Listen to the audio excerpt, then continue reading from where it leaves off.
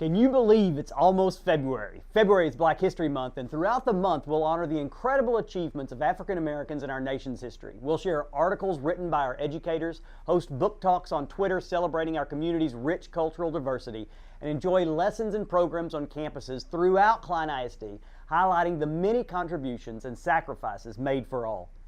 Congratulations to our Klein in Space winners, Team Maja from Schultz Elementary and Team Spaceship from Lim Elementary took the top spots for the kindergarten through 4th grade round of the Innovation Challenge.